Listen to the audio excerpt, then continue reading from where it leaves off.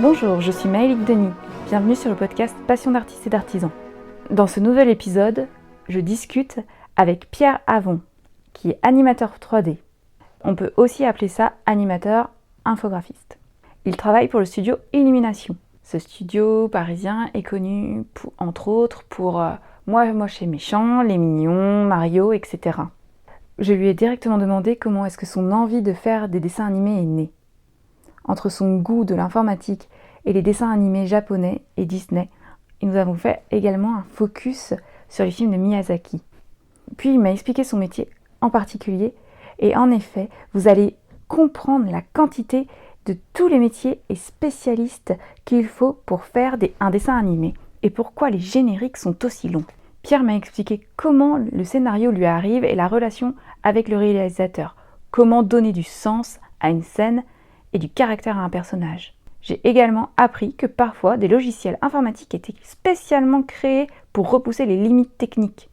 Ensuite, Pierre a décrit la formation qu'il a suivie et comment les perspectives sont ouvertes aujourd'hui pour un jeune, peu importe de quelle partie du globe il vient. Nous avons aussi parlé de la différence entre film 3D, long métrage 2D traditionnel et aussi animation en pâte à modeler. Et sujet d'actualité, nous avons évoqué l'IA. L'épisode a été enregistré en juillet 2024. Et en conclusion, je lui ai demandé ses sources d'inspiration, les arts qui le nourrissent, et quels sont ses rêves. Je vous souhaite une très belle écoute. Bonjour Pierre. Bonjour. Comment vas-tu ? Écoute, ça va bien. Est-ce que tu te souviens du moment où tu as voulu faire des dessins animés ? Oui, je m'en souviens, mais je dirais pas que c'est... On pourra pas dire que ça s'est décidé comme ça en disant « Tiens, je vais faire des dessins animés ». C'est passé plus par un processus d'affinité avec plein de... Comment dire ? Moi, j'étais plus attiré par l'informatique au début et disons qu'à l'époque où j'ai commencé, on n'avait pas... L'informatique était encore un peu balbutiante. Et en effet, faire ces métiers-là passait d'abord par l'expérimenter du dessin, faire des formes artistiques classiques, on va dire. Et j'ai mené les deux en parallèle parce que ça me plaisait. Tu as mené le dessin et la formation informatique. Les deux en parallèle, ouais. Et les outils évoluant, j'ai commencé à fusionner les deux, en fait. Et c'était un peu la mouvance aussi qui commençait à émerger à l'époque. Et c'est à partir de là qu'on commence à se dire « Ah tiens, y a un truc, quoi. Y a peut-être un truc à faire ». Et les outils commencent à devenir intéressants pour expérimenter des choses. Donc on parlait pas encore vraiment de dessin animé. Enfin, on connaissait les dessins animés classiques de l'époque, tout ça. T'avais quel âge ? C'était 10 ans à peu près, 10-11 ans, ouais. Ça commençait par là. Après, je dessinais bien avant, mais moi, l'informatique, elle est rentrée dans ma vie autour de 10 ans, 11 ans. C'est jeune. Ouais, mais plus parce que voilà, j'avais des potes qui avaient un peu du matériel, on va dire, et du coup... C'est entré parce que tu voulais faire de l'informatique, genre t'avais non, mais je le voyais. Ton PC et... Non, je l'avais pas mon PC, mais je le voyais autour de moi, je voyais comment ça bougeait, et bon, en fait, j'ai fini par l'avoir, mais au début, on a des potes qui l'ont et qui nous proposent d'essayer des trucs, donc on teste des trucs et ainsi de suite, quoi. C'est-à-dire tester des trucs. On essaye des logiciels, on essaye des trucs, on se challenge sur à l'époque, on faisait ce qu'on appelle du pixel art aujourd'hui, mais c'était ce qu'on appelait du bitmap, du dessin en pixel, quoi. Oui, bon, à l'époque, les résolutions étaient tellement inférieures à aujourd'hui que pour fabriquer des petits bonhommes en pixels, il n'y avait pas besoin de beaucoup... C'était les balbutiements, mais du coup, on teste ça chez des amis, et puis après, on aime tellement ça qu'on tanne ses parents pour avoir l'ordinateur qui va bien, et on continue à tester, et à faire des trucs, et voilà, et de fil en aiguille, étant donné que c'est des techniques qui évoluent rapidement, et c'est sans fin, quoi, en fait. Du coup, t'as l'impression que t'as voulu faire des dessins animés mélangés aux ordinateurs, genre vers le collège, ou... Ouais, ça a dû commencer, en tout cas, cette attirance pour l'informatique, et puis le mix avec l'artistique, ça a dû commencer, à peu près milieu collège, par là, ouais.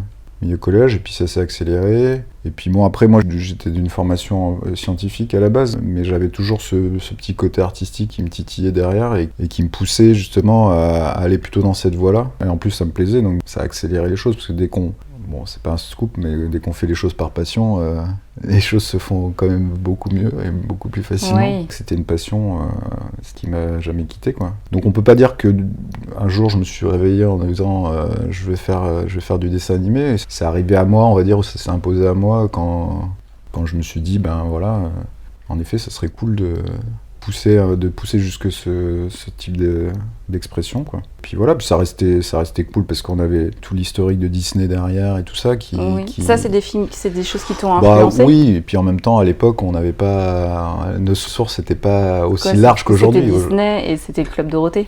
C'était ça, en effet. Ouais. Voilà, à l'époque, on avait 2 sources principales. En effet, c'était Disney et l'émergence des mangas, enfin du moins de toute la mouvance japonaise qui a émergé à l'époque. Donc après, aujourd'hui, on peut même pas comparer parce qu'on a une telle diversité, un tel choix qu'aujourd'hui, un gamin, il est inondé de tout ça, quoi. Et c'est tant mieux, hein, d'ailleurs, je veux dire, ça leur permet justement d'avoir des sources culturelles bien plus vastes que ce qu'on avait à l'époque. Après, voilà, et puis on n'avait pas, voilà, Internet, tout ça n'existait pas, donc nos sources, on les trouvait dans les cassettes vidéo de l'époque, un peu à la télé, parce que, évidemment, ça commence à émerger, puis le cinéma, et puis après, tout ce qui était culture pop, qu'on appellerait culture pop aujourd'hui, mais qui était ce qu'on appelait tout ce qui est jeux de rôle et jeux de cartes, ou toutes ces choses-là, où il y avait une iconographie, où il y avait déjà des artistes de bande dessinée qui étaient déjà connus et qui œuvraient pour ces jeux-là. T'as le souvenir d'un artiste ou d'une œuvre qui t'a marqué très jeune ou pas ? Moi, je sais que, en tout cas, en film d'animation, hormis les Disney, même si c'était bien, mais moi, à l'époque, les premiers long métrage qui arrivait à percer, il y a encore, il avait un peu du mal, c'était les Miyazaki. Et les Miyazaki, moi je les ai découverts dans ma petite ville de province, un peu sur le tard, et les premiers que j'ai pu voir, ça m'a mis une claque, quoi. Et en effet, alors les Tombeaux des cieux, je crois que je l'ai vu en VHS, mais je sais que j'étais allé voir Porco Rosso au cinéma. Et c'est un film qui te met une claque en termes de réalisation et d'histoire et tout ça, quoi. Donc je saurais pas te dire si c'est ce film-là vraiment qui m'a... Mais en tout cas, moi j'avais déjà grandi avec en effet les séries du Club Dorothée et tout ça, mais qui sont pas d'un niveau de qualité comparable à Porco Rosso. Donc, et ça, c'est un niveau supérieur parce que... en termes d'animation ou en termes de scénario? En termes de tout, de tout. Même si ça provient du même pays, ça n'empêche pas que tout est maîtrisé. Bon, après, si tu me diras, c'est des budgets aussi différents. Des temps différents. Alors, pas vraiment des temps, parce que honnêtement, si tu regardes tout ce qui a lancé, entre guillemets, le studio Ghibli, c'est des films qui s'étalent sur début des années 80 jusqu'à aujourd'hui, mais je veux dire, moi c'est plus la catégorie des films des années 85 à fin 90, tu vois. Et du coup, moi ça a été les films que j'ai regardés, que j'ai pu voir au Cinoche, parce qu'ils avaient réussi à avoir une distribution, ou qui arrivaient un peu clandestinement sous le manteau en VHS. À l'époque, mais en tout cas, on voyait qu'il y avait une vraie qualité d'un autre niveau, quoi. Et surtout qu'on pouvait faire des films, on n'était pas obligé de faire des films un peu trop jeunes, trop pour jeune public, on va dire, et qu'on arrivait quand même à des niveaux d'histoire qui étaient quand même beaucoup plus étoffés, beaucoup plus sensibles et beaucoup plus adultes, justement, que ce que Disney faisait, parce que Disney avait été un peu dans son moule. Même si la qualité était très bonne, il n'y avait pas de discussion possible, mais en tout cas, ça sortait. C'est un studio qui a permis à d'autres studios de se remettre en question. Exactement, aussi. Et puis même qui a servi de modèle Ah, tu parles de Disney ? Non, l'inverse. Ghibli a fait remettre en question Disney aussi dans le passé, et Pixar a fait remettre en question. Oui, alors après, je sais pas si Disney s'est trop remis en question, mais en tout cas... Je pense qu'ils le regardaient avec bienveillance. Enfin, c'était un studio, c'est 2 studios qui ont grandi. Alors bon, Disney était bien avant, mais ce que je veux dire, c'est des studios qui ont grandi sans vraiment se faire d'ombre, on va dire, parce que leur public n'était pas exactement le même. Ghibli était quand même un peu moins bien diffusé que Disney. Et même, je sais plus en quelle année ça s'est fait, mais Mais même Disney avait diffusé Ghibli à l'international. Donc, à aider à la diffusion. Ouais. Ils ont utilisé je crois que c'était leur filiale internationale, et du coup Ghibli a été diffusé pendant quelques années. Je savais pas ça. Ouais. Donc du coup il n'y avait pas vraiment de concurrence entre ces deux studios. Moi je pense que c'est deux studios qui se respectaient, chacun dans leur propre voie, on va dire. Et les deux ont très bien cohabité, et il n'y a pas eu de soucis particuliers. Donc.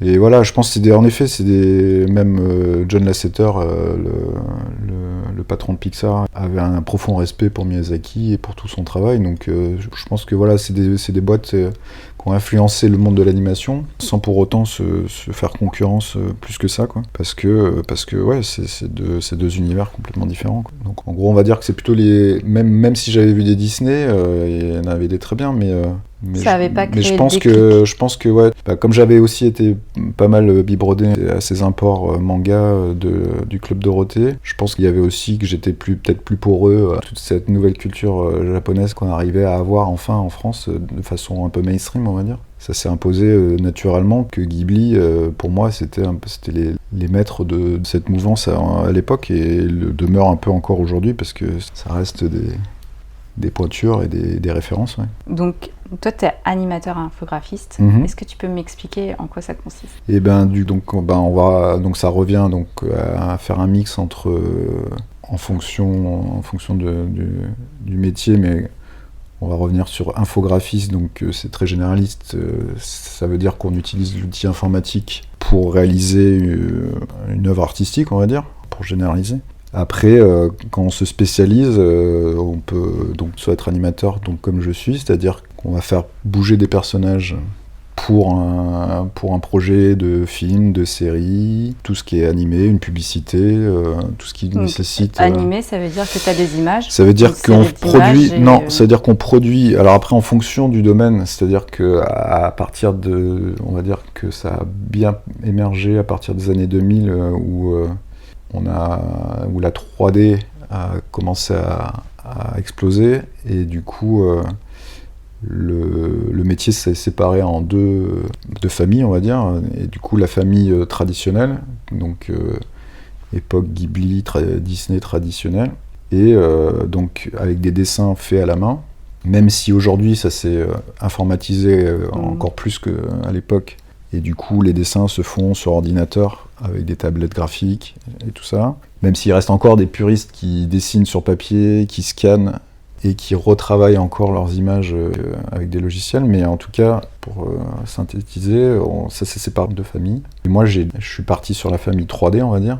Et là, on n'est plus sur du dessin proprement parlé, on est sur un truc un peu plus technique qui est plus de l'ordre de la marionnette, mais faite par ordinateur. Donc on travaille plus sur des espèces de représentations en volume de nos personnages que l'on manipule un peu de la façon dont un marionnettiste traditionnel avec des fils le ferait. Donc tu lui accroches, on va dire, des poings aux épaules, aux bras, aux mains, et ça lui donne sa démarche ? Non, je lui accroche pas, mais en tout cas, en fait, ce qu'il y a, juste pour qu'on comprenne, c'est-à-dire qu'avant, moi, mon département dans lequel je travaille au niveau de l'animation, on a un autre département qui est censé nous fabriquer, comme pourrait l'être aussi dans un marionnettiste traditionnel, c'est que le marionnettiste, il fabrique d'abord sa marionnette, soit en bois ou en ce que tu veux, mais en tout cas, il faut d'abord qu'il la fabrique et qu'il place ses fils et tout ça. Ben, nous, on a un département qui est juste avant nous, et qui s'appelle le rigging, et qui nous fabrique les marionnettes dont on a besoin pour animer plus tard.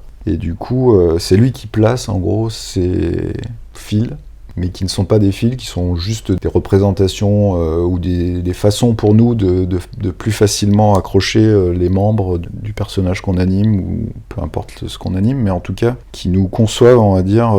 Alors, évidemment, il y a un dialogue qui se fait entre le département animation et ce département-là, pour que on leur fasse en gros un cahier des charges de ce qu'on a besoin, de comment on veut animer les personnages, et après, ce département qui est quand même assez technique saura comment le faire au mieux, la façon la plus optimum de le faire, va faire en sorte que nous, on va pas trop galérer derrière pour animer nos personnages. Donc en gros c'est ça, faut se représenter que nous, ce qu'on manipule, c'est un peu comme une marionnette, avec nos outils maison ou pas maison, mais en tout cas avec nos outils pour pouvoir venir bouger le bras dans telle ou telle position, ou la jambe, ou des choses comme ça. D'accord. Et toi, du coup, tu t'occupes de l'animation des personnages jusqu'aux bouches? Jusqu'aux bouches, ouais. En fait, nous, en général, quand on travaille par plan, un animateur travaille en général par plan. Dans le plan, en fonction de la complexité, soit il fait tout, soit on le divise en sous-parties, on va dire. Quand il y a vraiment trop de personnages, à ce moment-là, on délègue la partie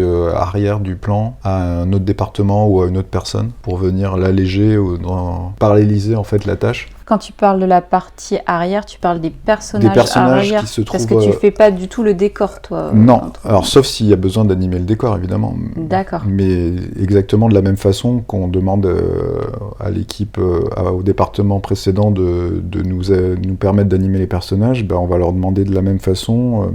je sais pas, on a des voitures, on a des objets du décor qui bougent, et pareil, on va leur dire, voilà, nous on a besoin que ça bouge comme ça, parce que le personnage va devoir faire ça, et du coup, eux aussi nous préparent tous ces éléments du décor à bouger, donc exactement comme on le ferait éventuellement pour un décor de théâtre. C'est une transposition d'un décor matériel, on va dire, en décor virtuel. Donc c'est le même principe, et du coup, en effet, après, en fonction justement de la complexité de la scène, peut très bien y avoir une scène où il y a des personnages principaux au premier plan, et puis toute une foule de personnages derrière, ou des personnages qui se baladent dans la rue, mais qu'on a besoin, parce qu'on a besoin d'habiller le plan, bien sûr, il faut que ça vive. Mais par contre, si la même personne devait tout faire... en même temps, ça lui prendrait, je sais pas, un mois pour tout faire, alors que si on le délègue à 2-3 personnes en parallèle, on peut faire le plan en 2 semaines, par exemple. Voilà. D'accord. Et donc là, du coup, tu parles d'un plan, c'est 2 semaines. Toi, tu travailles sur des longs métrages. Ouais. Et du coup, mais ça représente combien de temps de travail? Un long métrage, juste pour le département anime. Ouais. Département anime en général, nous on est sur des projets à gros budget, donc la moyenne on est une petite moyenne de 12 mois de travail juste pour l'animation. Pour un film d'1h10, d'une heure? Ouais, 1h20 à peu près, ouais. d'1h20. C'est bien, ça fait 1 mois, 10 minutes quoi. Oui, si on remet ça, ouais. Mais après... tout dépend, parce que les plans, comme ça, on travaille plus au plan que... Après, il peut y avoir une personne qui a fait 2 plans de 3 minutes chacun, et puis une qui a fait 50 plans de 20 secondes, tu vois. Donc, et du coup, comme tu parles d'équipe, comme c'est des gros films, on peut parler de blockbuster même, tes équipes, elles vont jusqu'à quelle taille ? Alors, mon équipe en moyenne fait... alors, moi je travaille au sein d'une grosse équipe d'animation dans laquelle il y a plusieurs petites équipes qui sont gérées par des personnes qui s'appellent en général des lead animateurs. Et du coup, sur des projets comme les miens, on est plutôt sur de l'ordre de 7 à 8 personnes par équipe. Et après, on peut considérer que... Après, c'est très fluctuant. J'ai eu des projets où on est monté jusqu'à 90 personnes dans l'équipe juste d'animation. La moyenne, on tourne plutôt autour de 40-50 personnes. C'est pour ça que les génériques sont aussi longs. Et les génériques sont longs, ouais. Surtout si tu prends chaque département, chaque équipe de chaque département, ça commence à faire beaucoup de monde. On est sur 4-5 petites équipes de 8-10 grand max. Tu vois. Et comme c'est des films qui sont destinés à une distribution internationale, est-ce que tu dois faire des animations aussi, par exemple pour la bouche, à refaire l'animation pour que ça corresponde à certaines langues ou pas ? Non, ça, comme c'est calibré sur de l'anglais, en tout cas pour la boîte pour qui je travaille, nous on nous demande de faire de l'anglais, et puis après c'est doublé dans le pays correspondant au film. En général c'est ça, parce que il n'y a pas de...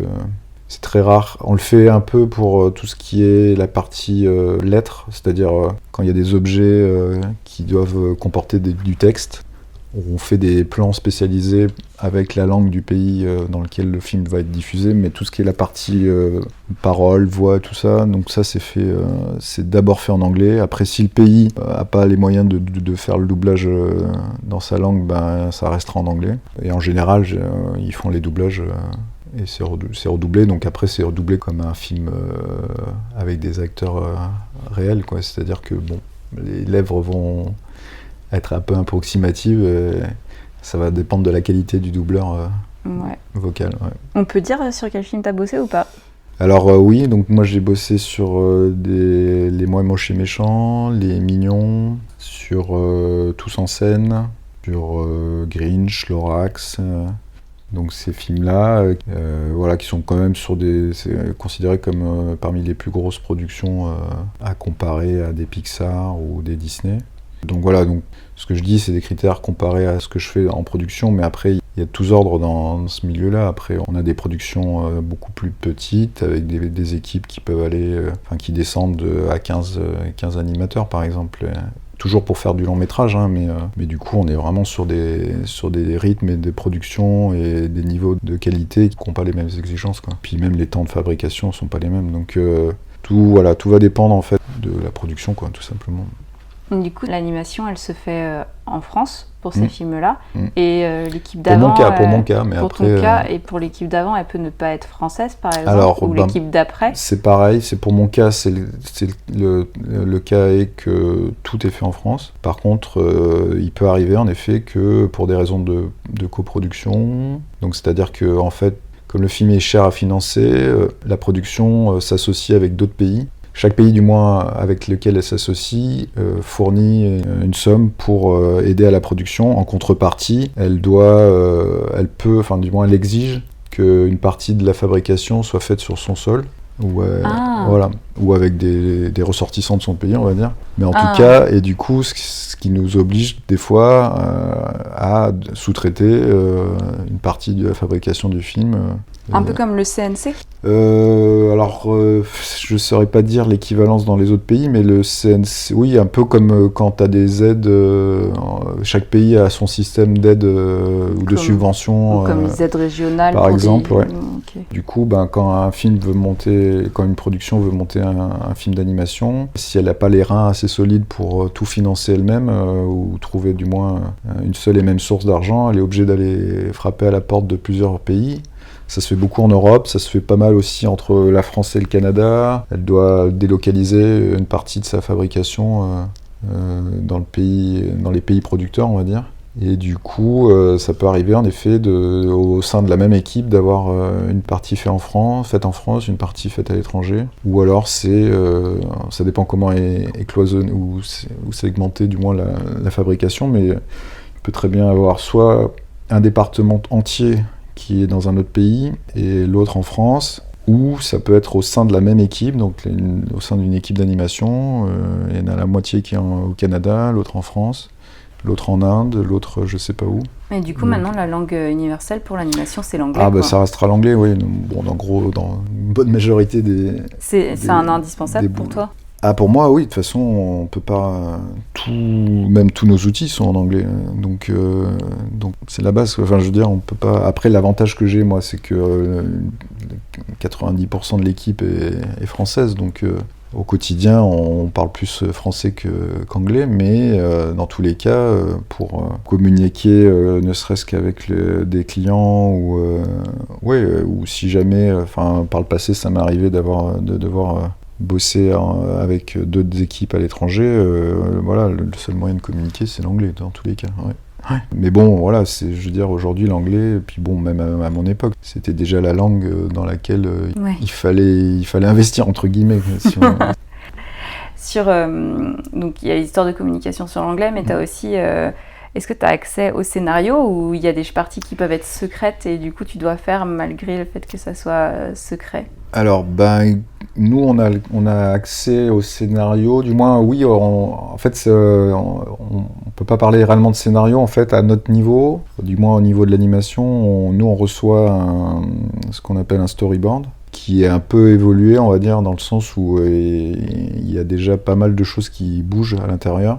Juste pour recontextualiser, un storyboard, c'est le découpage du film en petites vignettes, à la base. Comme une BD, quoi. Un peu comme une BD, voilà, un peu succincte, on va dire, mais au moins qui permet du premier coup d'œil de voir un petit peu comment évoluent les personnages dans le film, les situations, les décors, tout ça, avec des indications qui pourront servir plus tard. Mais en tout cas, c'est une première mise en image, on va dire, du script du film. du scénario, on va dire ça. En cinéma, on parle plutôt de script, mais en tout cas, on met très vite en place un storyboard qui après va aussi très vite se transformer en animatique en 3 dimensions. Donc une animatique, c'est donc la transposition du storyboard, donc des images, en volume déjà, très tôt, pour que nous, on puisse se rendre compte assez vite des timings de chaque plan, de l'espace et des volumes de chaque personnage et de la composition de chaque plan. Du coup, nos projections, elles se font en général à partir de cette étape-là. C'est-à-dire que nous, on commence à rentrer dans le film quand on commence déjà un peu à avoir cette vision en volume du film. Et quand moi je commence à travailler, j'ai ce genre de support qui me sert un peu de référence, on va dire, pour mon plan. Après, évidemment, on travaille aussi avec le réalisateur et avec les différents superviseurs d'animation qui, eux, vont venir détailler un peu plus les besoins, les intentions du plan, quoi. C'est quoi le métier d'un réalisateur sur un film d'animation ? J'ai du mal à un réalisateur, déjà, c'est un peu, on va schématiser, mais c'est un peu comme un chef d'orchestre, et du coup, il a... Alors après, en fonction des projets, ça dépend s'il est l'auteur du film, s'il a été engagé, je veux dire, pour suivre un film par le studio qui nous commande le film, mais... En général, il est quand même là pour s'imprégner de la vision choisie pour le film. Alors, en effet, s'il est l'auteur, c'est encore mieux parce qu'il sait exactement où il veut aller en général. Par contre, c'est un film de commande entre guillemets, et du coup, on l'a fait venir plus parce qu'il a des affinités avec le projet et on pense que sa vision ou son style pourra être bénéfique à la qualité du projet final. Du coup, il est là pour déjà toujours nous aiguiller dans le bon sens, on va dire, pour pas qu'on fasse de fausses routes au niveau des intentions, de l'histoire, des personnages. Et puis après, c'est lui qui va nous faire aller de plus en plus en profondeur dans l'émotion qu'on veut véhiculer dans le projet, quoi. Donc plus il va nous donner de détails, plus il va être précis dans ce qu'il a en tête, ou du moins de la façon dont lui il se figure l'évolution des personnages du film, par exemple. Nous, ça va nous aider énormément pour rendre vivant tout ça, quoi. C'est difficile de retranscrire des émotions et des... c'est pas simple parce que déjà lui, c'est des choses qu'il a en tête, même s'il nous les fait vivre. Alors ça dépend. Il y a des réalisateurs qui sont très expressifs et qui arrivent à nous jouer la scène des fois, ouais, c'est arrivé, et d'autres qui sont plus qui ont une autre façon de nous l'expliquer. Donc voilà, après c'est à nous d'interpréter ça, et puis bon, on a des loupés, hein. Des fois on prend un truc, mais il y a plusieurs façons d'arriver au résultat, et puis Est-ce que tu as des exemples de l'effet un peu tarte-tatin où tu as proposé un truc et c'était pas du tout ça qu'il voulait, et finalement ça l'a fait? Ouais, ça arrive. Ça l'a fait. Disons que on essaie. Enfin, c'est dur de. Disons qu'on arrive quand on arrive à mon niveau. La latitude de se gourer, elle est quand même un peu plus faible que si on était en recherche, on va dire. Si on était plutôt dans la phase de pré-production, qui est un peu la phase où on essaye de dégrossir un petit peu les différents problèmes qu'on risque d'avoir dans le film. Mais une fois arrivé à mon niveau... Parce que la forme du caractère est déjà créée. Oui, parce qu'on a quand même pas mal balisé de choses. En général, après, ça va se jouer sur des petites nuances, mais ça va pas... Si vraiment il y a changement, c'est rarement quand même l'animateur qui fait tout capoter, on va dire. C'est souvent qu'il y a eu un changement d'intention en cours de route, où on s'est dit que finalement on n'allait plus le jouer comme ça ou plutôt comme ça, et en fait c'est plus des changements qui viennent en amont que vraiment un problème de compréhension, parce qu'en général quand il nous explique le plan, bon, on peut faire des petits on peut proposer des petites alternatives à ce qu'il a demandé, mais rarement on se gourre vraiment, quoi. On peut avoir une bonne surprise en effet en proposant des choses un peu auxquelles il n'avait pas pensé, mais qui produisent le même résultat, on va dire, mais qui sont passés par une autre façon de l'exprimer, on va dire. Mais des contresens, c'est quand même assez rare. Parce que oui, en général, les explications sont plutôt claires. Après, c'est plus... C'est plus des fois quand le réalisateur a vraiment un truc très précis en tête et qu'on a un peu du mal à aller chercher ce qu'il a en tête, et que lui aussi a un peu du mal aussi à nous le faire passer. C'est ces moments-là où on peut chercher un peu plus longtemps que d'habitude. Et est-ce qu'il faut un peu exagérer les expressions ou... Après, pareil, tout dépendra. Nous, ça dépend du style d'animation du film, voulu par la direction artistique du film. Donc ça peut être en effet le choix. Donc à ce moment-là, on exagère tout. Si c'est pas l'enjeu, si c'est l'enjeu, c'est de jouer des trucs un peu plus subtils, on va essayer de calmer le jeu. Et puis après, ça va aussi dépendre du plan. Il y a des plans où on aura besoin de surjouer un peu les expressions parce que à ce moment-là, peut-être le perso lève la voix ou change de voix et a besoin de rentrer dans un style un peu plus caricatural. Et d'autres, va falloir vraiment tout calmer parce qu'on veut quelque chose de plus subtil et de plus calme, de plus... Ouais. Et pour faire ça, tes personnages, ils ont déjà la bonne couleur, déjà des choses comme ça, ou ça peut changer ? En général, ils ont une couleur de référence. Après, nous, les couleurs, c'est pas trop ce qui nous inquiète, on va dire. Ils peuvent très bien changer de couleur en cours de route, ça va pas vraiment changer grand-chose. C'est plus graphique, on va dire, mais nous, à l'animation, on n'est pas trop influencé par tout ce qui est changement de couleur.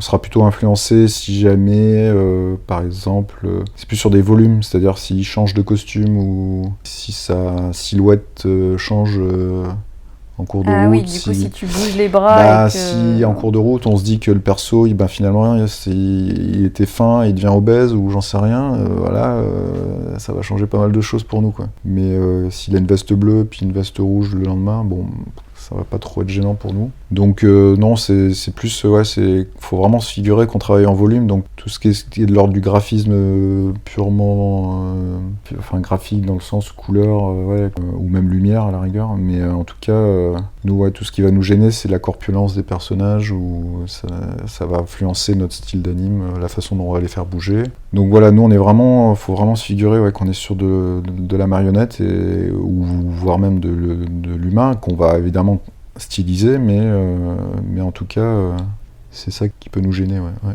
Et quand tu animes les mignons qui ressemblent à un tic-tac avec des mini-bras Les mignons, voilà, c'est typiquement le type de personnage sur lequel il faut faire un peu de recherche et trouver, justement, en fonction des contraintes physiques du personnage, il faut trouver les mouvements qui vont aller avec ce personnage et qui nous limiteront le moins possible. Et après, je dis pas que des fois il y a des trucs quasi impossibles à faire, mais on arrive. Tout l'enjeu, c'est de trouver les astuces pour arriver à les rendre appealing, comme on dit, et puis leur faire faire ce que le réalisateur avait en tête, quoi.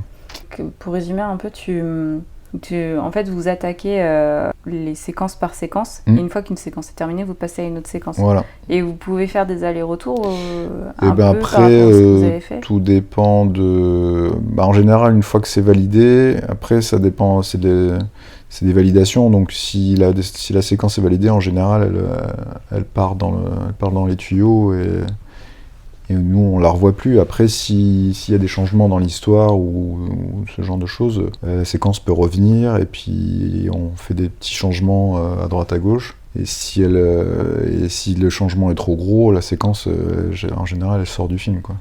Ah, ok. Donc là, c'est... Parce que si tu bosses un film d'animation, c'est quoi ? C'est 3 ans de travail ? Du début à la fin, à peu près, ouais.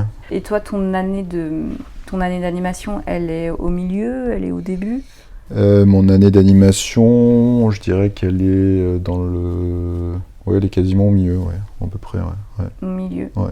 Donc, et après, tu as un parcours de montage, je suppose, de toutes ces séquences. Mais tout le temps, on a un montage en permanence. Donc on est toujours à jour, tous les jours, le montage est remis à jour avec toutes les dernières évolutions du film. Donc en général, on est toujours à jour. Ah oui, du coup, ça évite justement d'avoir cet aller-retour. Ouais, et puis après les allers-retours, on en aura toujours parce que mais loin dans le projet. Oui, disons qu'on aura on n'a jamais de surprise. Les changements, ils sont toujours volontaires. C'est pas des changements qu'on a découverts parce qu'on les a vus trop tard. En général, c'est souvent C'est des changements parce que justement on voit qu'il y a des choses qui ne vont pas et qu'il faut rajuster. Donc dès qu'on peut, on les rajuste le plus tôt possible. Et après, quand je te disais on est à peu près au milieu, comme il y a beaucoup de départements dans la fabrication d'un film, il y a beaucoup de choses qui peuvent se faire en parallèle. Il y a des départements qui sont après nous, qui peuvent commencer, qui sont censés être après nous et qui peuvent déjà commencer assez tôt, même quelques jours après qu'on ait commencé. Parce que nous, à partir du moment où on fournit de l'animation, ces départements, ils peuvent très bien exploiter ce qu'on fournit, même si c'est pas validé encore, pour déjà préparer leur étape. Tu saurais me dire combien il y a de départements pour faire un film ? Il y en a beaucoup parce qu'il y a plein de petits sous-départements dans chaque département, donc on va dire que si on part en amont, et donc il y a le département storyboard, il y a le département modélisation, et après dans ce département-là, il y a des sous-départements qui sont la modélisation des décors, la modélisation des personnages. Après, une fois qu'il y a ça, après il y a le département qui s'occupe de toute la partie mise en scène du film et cadrage de ces personnages. Après, il y a le département qui nous fait les marionnettes. Après, il y a le département donc animation. Après, il y a le département qui s'occupe de faire les vêtements des personnages. Le département qui s'occupe de faire les cheveux des personnages. Le département qui s'occupe de faire les lumières. Le département qui s'occupe de faire Qu'est-ce qu'on avait d'autre ? Les effets spéciaux. Donc, c'est quoi les effets tout spéciaux ? Tout ce qui est fumée, explosion, destruction d'objets, des animations un peu spéciales qu'on pourrait pas faire, qui sont trop compliquées à faire à la main. Et du coup, on a des gars qui sont spécialisés pour faire ce type c'est souvent des animations assez physiques, physiques dans le sens qui répondent à des lois physiques, donc ils font appel à des simulations mathématiques de type de l'eau, de la fumée, des objets qui se cassent, des trucs comme ça. Et du coup, il y a un département qui est fait pour ça. Et puis après, il y a un département qui s'occupe du rendu visuel. Il y a un département aussi qui s'occupe de faire tout ce qui est la texture des personnages, donc le grain de leur peau, le grain des vêtements, les tissus, tout ça. Et après, il y a le département qui s'occupe donc de rendre tout ça, d'appliquer de la couleur sur tout ça, quoi. De rendre tout ça photoréaliste en fonction du style voulu par le film et le réalisateur. On peut avoir un style photoréaliste, un style semi-réaliste, un style très cartoon, un style complètement atypique, on va dire, qu'on n'a jamais vu, des effets vraiment atypiques. Et puis après, on aura un département qui est un peu plus spécialisé, qui s'occupe de toute la mise en stéréo, donc en général pour tout ce qui est film, salle de cinéma en 3D, des trucs comme ça. Ah oui, parce que du coup, vous devez réfléchir au mode de diffusion. Ouais, alors ça c'est fait au moment des cadrages de caméra, parce que les caméras, elles ont un mode en stéréo, donc on travaille avec deux fausses caméras, on va dire. Mais du coup, il y a quand même un département qui s'occupe de calibrer ça et de vérifier que ça va passer jusqu'au cinoche, quoi. Donc il y a ça, et après on a un autre département qu'on voit qui est un peu plus fantôme, on va dire, parce que ils sont là en transversal de tout le film. C'est le département des développeurs qui s'occupe de nous créer les outils, de nous débugger des problèmes techniques, mais vraiment bas niveau, on va dire. Bas niveau, ça veut dire c'est-à-dire de l'ordre du logiciel, s'il y a un bug logiciel, de régler... Pour que ça fonctionne. Pour que ça fonctionne. Alors ça dépend des boîtes. Il y a des boîtes qui ont leur propre équipe de recherche et développement parce qu'ils conçoivent leur propre logiciel. Et du coup, ils sont obligés de faire leur propre service après-vente s'il y a des bugs. Parce qu'en fait, il te faut... C'est un logiciel ou c'est non, plusieurs logiciels? Non, on utilise énormément de logiciels. Des fois, t'as plusieurs... même chaque département peut avoir son propre logiciel. Hein. Ça dépend des films ou ça dépend des façons de travailler de chaque boîte. Mais le département des effets spéciaux, il peut avoir son propre logiciel. Le département de modélisation ou même d'animation, des fois, il peut avoir son propre logiciel. Après, ça dépend vraiment Pour avoir des systèmes de calcul hyper puissants. Oui, ou parce qu'il a des fonctionnalités que n'ont pas d'autres, et que des fois c'est mieux d'utiliser le meilleur de chaque logiciel. Tant pis si c'est dur de raccorder, de les rendre compatibles, de rendre tout le monde compatible. Donc c'est aussi le boulot de l'équipe de développement, c'est de faire en sorte que chaque département puisse transmettre ses informations, ses datas au département suivant, même s'il n'a pas forcément le même logiciel ou le même process de fabrication. Donc c'est aussi ça. Après, c'est très fluctuant, hein. Vraiment, je parle vraiment d'un studio à l'autre. C'est vraiment... Il y a des studios qui utilisent uniquement des logiciels du commerce, et des fois un seul logiciel qui est capable d'aller du début à la fin du projet. Et puis sur des projets plus ambitieux ou plus techniques, là il y aura, et si le studio a les moyens évidemment, il aura les moyens de s'offrir une équipe de recherche et développement qui justement va lui faire des trucs sur mesure pour ses besoins et pour le projet, quoi. Adapté au projet. Ouais. Et toi, tu sais pas faire tous ces métiers-là? Tu sais en faire certains? Je sais en faire certains parce que j'ai eu une formation généraliste sur certains trucs, et puis moi, au fur et à mesure de mon parcours, j'ai été amené à faire certaines étapes du projet, et puis même par curiosité, c'est bien de savoir un peu comment fonctionnent les autres départements d'un film, par exemple. Mais après, c'est des projets qui sont tellement gros que il faut aussi se spécialiser dans une branche qui nous plaît, quoi. Donc à un moment donné, il faut faire un choix. Après, voilà, je suis capable de me débrouiller, mais vraiment succinctement sur d'autres départements. Mais quand on est en production, du moins quand je suis en production, je me focus vraiment que sur l'animation, quoi. Et du coup, comme tu parles de ton parcours, est-ce que tu peux m'expliquer un peu ton parcours, tes formations et tout ? Eh ben, mon parcours, alors si on devait résumer un peu les parcours dans mon milieu, on va plutôt dire que c'est des parcours vraiment qui sont très variés. Alors après, un peu comme dans toutes les professions, on a alors à l'époque où j'ai commencé, c'était moins le cas, mais aujourd'hui, on a beaucoup d'écoles qui forment au métier d'animateur infographiste ou d'infographiste 3D au sens large. Après, évidemment, à la sortie de ces écoles, comme c'est des écoles en général généralistes, on va plus ou moins demander à l'élève un peu quelles sont ses affinités, ou du moins ça va se sentir. C'est quoi les écoles généralistes? Les Gobelins, Estienne Alors les Gobelins, c'est quand même plus axé à animation. Mais après, il y en a tellement aujourd'hui. Il y a des Supinfocom. En général, c'est des écoles privées, hein. Il y a quasiment pas d'écoles publiques proprement parler, à part les Gobelins, qui sont devenus semi-publics, semi-privés. Enfin, en tout cas, aujourd'hui, de plus en plus d'écoles donc privées forment à ce métier-là. Après, l'étudiant va devoir se positionner à la fin. Soit ça va se voir par affinité, dans le projet de fin d'année qu'il va devoir faire. On va voir, il va devoir dire un peu à quoi il a participé dans le projet. S'il a touché un peu à tout, c'est justement à ce moment-là que les studios qui vont éventuellement le recruter vont lui demander un petit peu quelles sont ses affinités. Toi, ça s'était passé comme ça ?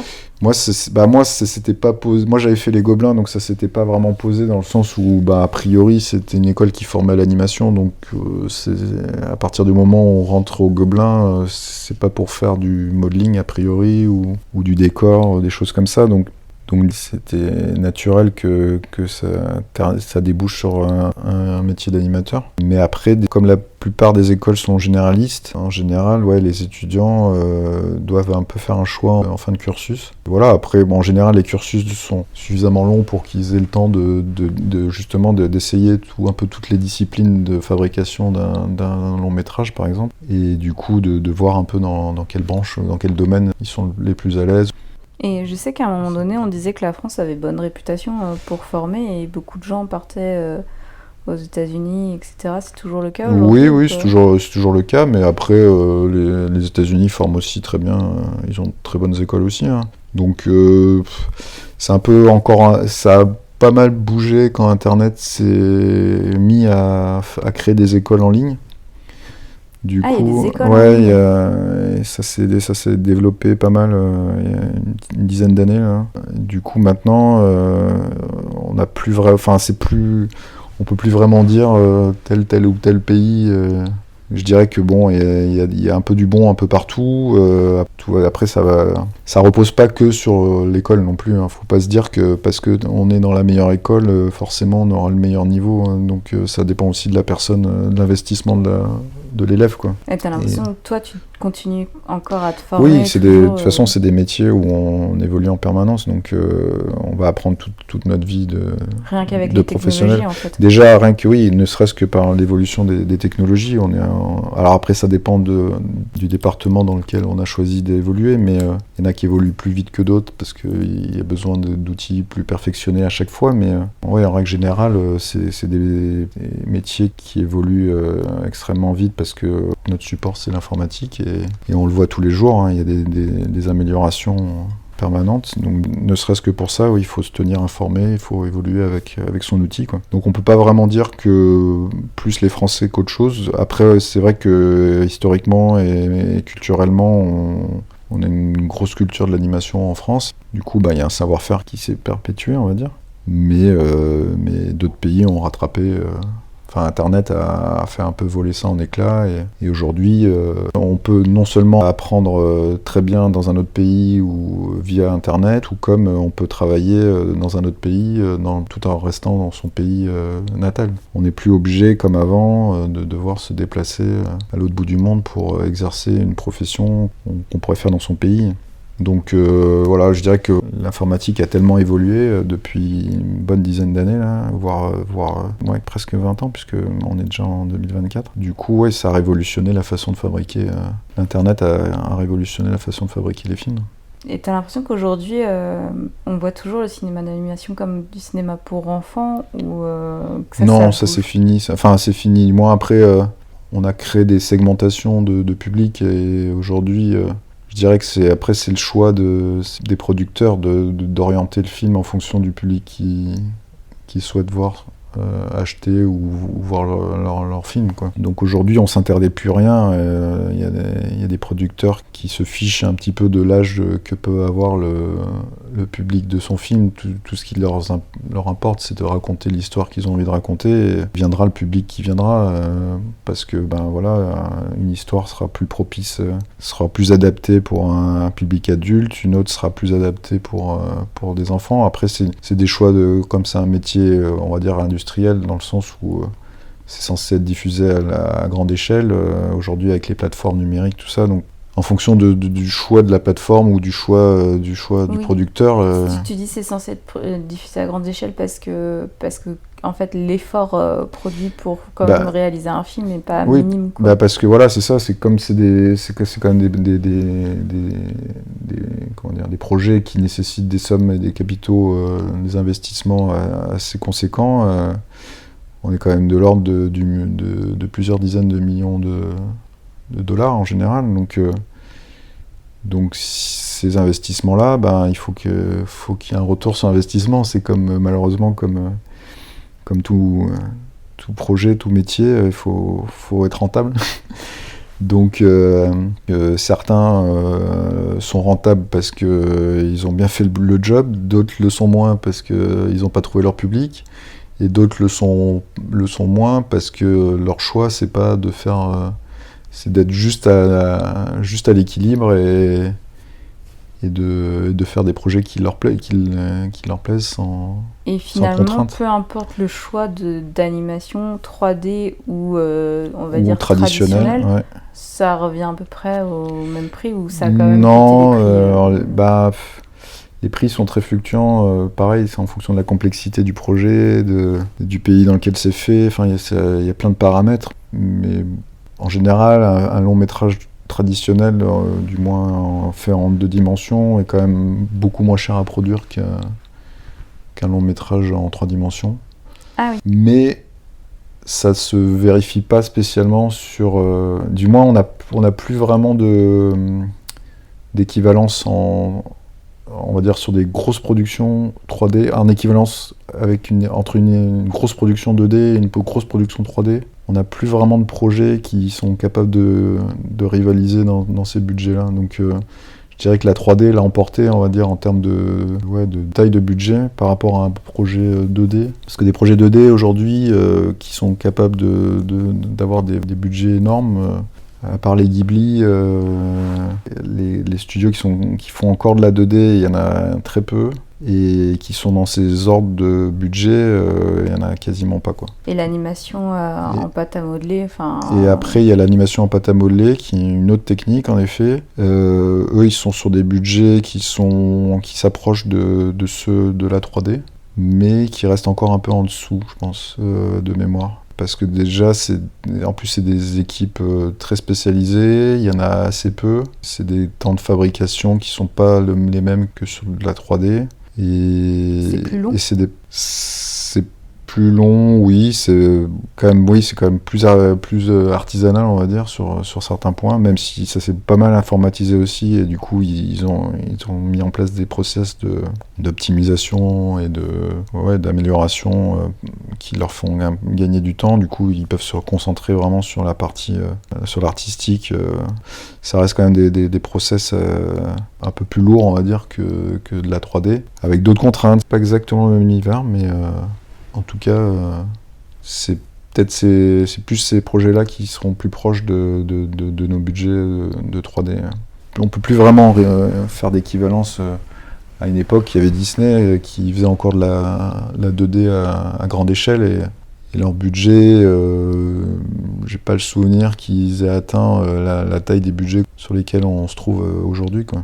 Donc, je pensais pas, tu vois, je pensais que justement ça avait permis de réduire les coûts et d'aller plus vite sur certaines étapes. Non, parce que tout a évolué en parallèle, en gros, c'est-à-dire que comme aujourd'hui on demande des trucs de plus en plus compliqués, forcément il faut mettre de plus en plus d'argent pour obtenir ces choses compliquées, ou de temps, ou même si proportionnellement la technique vient s'améliorer d'année en année, qui aussi améliore certaines choses. Mais globalement, un film en 3 dimensions nécessite quand même un petit peu plus de budget qu'un film traditionnel.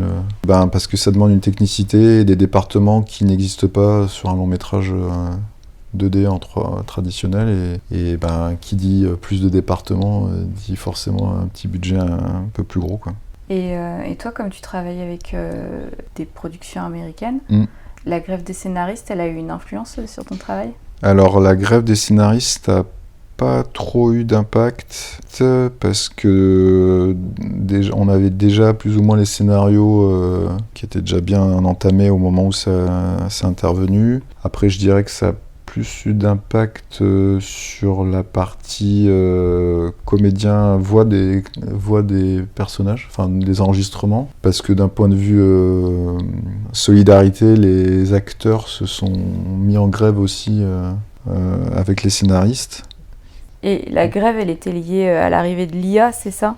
La grève était en partie liée à ça, était liée aussi, à l'intéressement que les artistes voulaient vis-à-vis des plateformes, des nouvelles plateformes numériques, parce que les contrats n'incluaient pas les royalties, en gros, liées à la multidiffusion de leur travail sur les plateformes. Donc il y a eu plusieurs sujets comme ça qui ont dû être résolus lors de ces... Et l'IA, ça va impacter ton travail, bien ? L'IA risque d'impact, oui. Moi, je pense que peu importe le domaine dans lequel, dans toute la chaîne de fabrication de ces métiers-là, de nos métiers du moins, on sera impacté à plus ou moins grande échelle, ou du moins à des niveaux plus ou moins importants en fonction du département qui l'intégrera. Alors pour l'instant, c'est encore anecdotique dans nos chaînes de fabrication, mais je pense qu'à terme...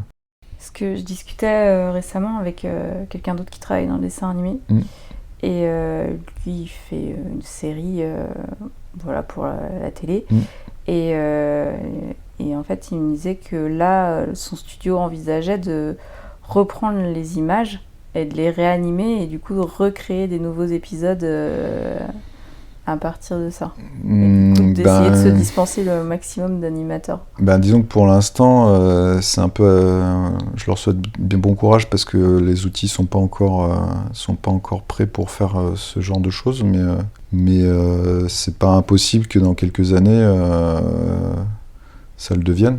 Mais là, je suis pas devin, je fais que de la prospective. quand je vois à quelle vitesse évoluent les choses, et je me dis, il n'y a pas de raison, quoi.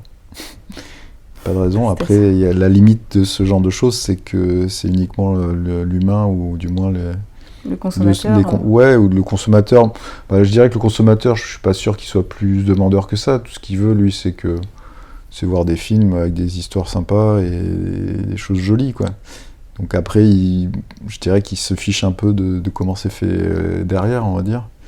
Mais nous, à notre niveau, quand on voit à quel point les choses avancent, après c'est à nous, nous en tant que techniciens de l'image, on va dire, de savoir jusqu'où aller et qu'est-ce qu'on garde, qu'est-ce qu'on dédie à la machine ou à l'IA ou à nos outils du moins, ou jusqu'où on souhaite que nos outils nous aident, on va dire, à faire des belles images, faire des belles animations, mais sans pour autant nous enlever la partie purement créative de notre travail, quoi.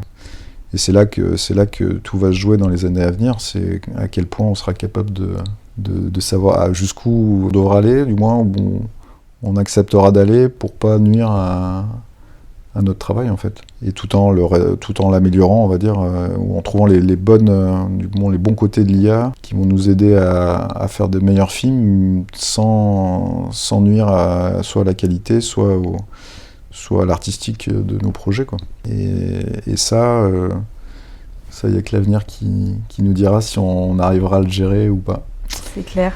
Et comme c'est uniquement un facteur humain, tu ne sais pas.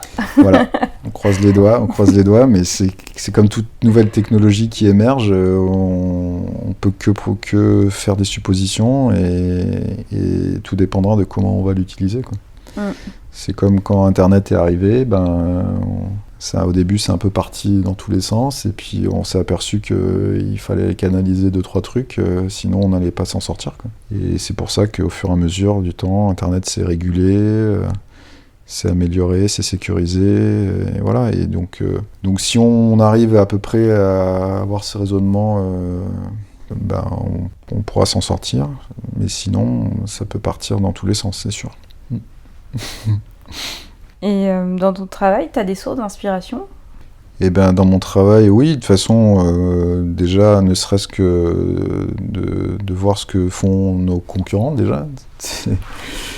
Donc ça fait partie du boulot de base, hein, déjà, de regarder ce que font les autres, de voir comment ils ont résolu tel ou tel problème, de voir comment ils ont raconté telle histoire. Donc voilà, donc on a nos sources contemporaines, et puis après, je dirais que pour les sources d'inspiration, elles sont déjà dans toutes les autres formes d'art, que ce soit le cinéma, que ce soit le cinéma classique avec des acteurs, et puis que ce soit les bandes dessinées, que ce soit les bouquins. Et après, faut être curieux d'autres choses, hein, de savoir sortir de... Oui.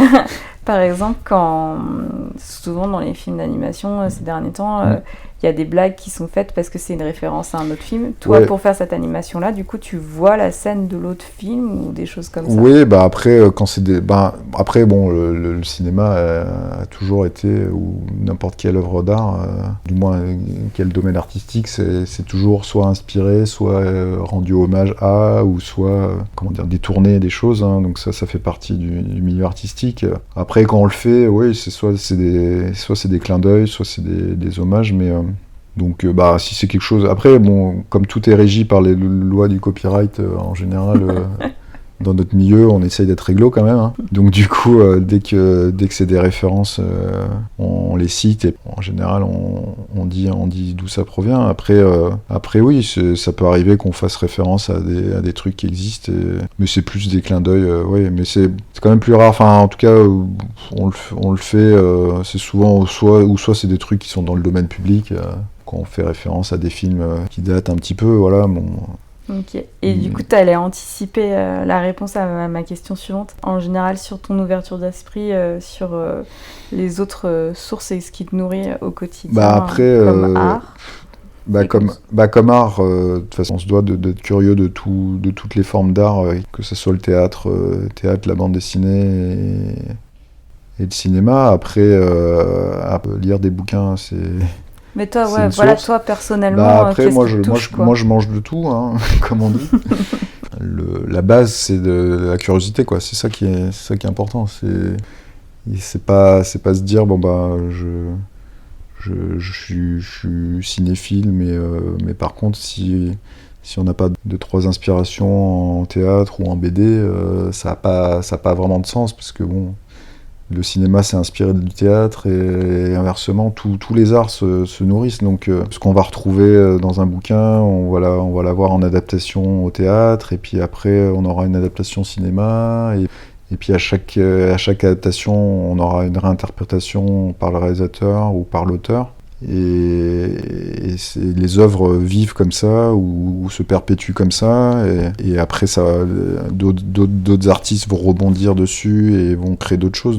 Donc tous ces process, oui, je veux dire, il ne peut pas y avoir de création sans culture artistique derrière. Donc il faut absolument que les prochaines générations se tiennent au courant de tout au maximum, en tout cas, de tout ce qui se fait dans les autres branches artistiques, même si c'est éloigné, ça paraît éloigné du moins de notre boulot, où on est devant un ordinateur avec une souris et un logiciel. Voilà, il faut absolument que les jeunes se disent que ça suffira pas d'être juste derrière Internet, et que Internet c'est bien, mais il faut s'ouvrir à d'autres trucs.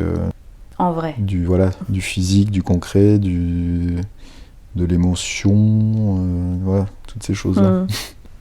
Est-ce qu'il y a une de tes créations dont tu es le plus fier? Bah après, moi, je pourrais pas dire que... Je peux pas me revendiquer comme créateur de tout ce que j'ai fait, parce qu'on est dans une équipe tellement énorme que c'est un travail collectif. Et c'est dur si on n'est pas... Tu vois, même des fois, des réals sont pas propriétaires, entre guillemets, de ce qu'ils réalisent. Donc là, on serait plus au niveau d'être fier... D'être fier, ou non, ou d'être fier d'avoir participé, ou d'être fier d'être...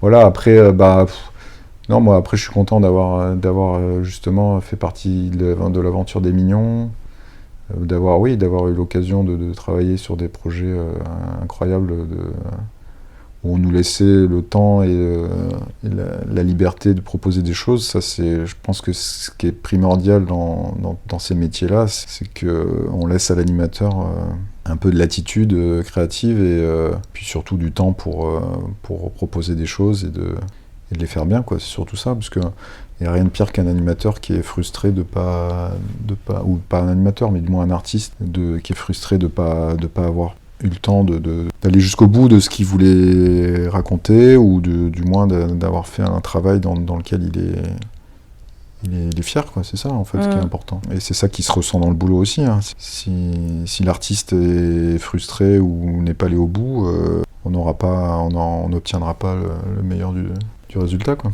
Et ma dernière question. Oula. Déjà. Quels sont tes projets futurs, si tu as le droit d'en parler, et si alors, tu peux pas, j'ai de pas toute trop façon, le droit, non. tes rêves. Et mes rêves, oulala, grosse question. Mes rêves professionnels ? Ouais, professionnels. Bah sauf si oui, t'as une annonce à faire, mais... Non, mais après, je sais pas si on peut parler de rêve, parce que honnêtement, quand on est bien, quand on est heureux dans un milieu ou dans une profession, tout ce qu'on peut rêver, c'est que ça continue, et qu'on continue à faire des belles choses et des beaux projets, hein. J'ai pas... Professionnellement, non, il n'y a pas de rêve particulier. Déjà, travailler dans ces métiers, je dis pas que c'est un rêve, mais c'est déjà une chance, quoi, quelque part. Donc, on savoure, quoi. Parce que c'est dur d'y entrer. C'est dur d'y rentrer. C'est pas facile de se faire une place. Et puis, c'est des métiers, c'est des métiers où constamment faut se remettre en question, constamment faut innover, faut proposer. Et du coup, ouais, ça reste des métiers exigeants quand même, hein, malgré tout. Donc c'est cool. Enfin, je veux dire, mon rêve, ce serait que ça continue le plus longtemps possible. Bah, c'est pas un beau rêve. Bah, c'est le rêve de tout le monde, je pense, quand son métier lui plaît et dans lequel il est heureux, quoi. Donc c'est tout ce qu'on peut souhaiter aux personnes qui sont dans mon milieu ou dans ma branche, ou ou qui font en général un métier artistique en général, quoi. Ah bah super, merci, c'est une belle conclusion je trouve. Voilà. Bah merci Pierre. Et ben de rien, c'était un plaisir. Ah cool. Merci pour votre écoute, j'espère que cet épisode vous a plu. Si c'est le cas, parlez-en autour de vous, le podcast est encore très confidentiel et j'aimerais qu'il puisse égrener autour de nous. J'espère que vous avez découvert des choses et que vous resterez jusqu'à la fin des génériques pour voir tous ces métiers incroyables du dessin animé. Et en plus, souvent, il y a des scènes cachées et je me suis rendu compte qu'au moins 50% de la salle les ratait. Je vous souhaite une bonne fin de journée ou une bonne nuit et à très bientôt. Au revoir!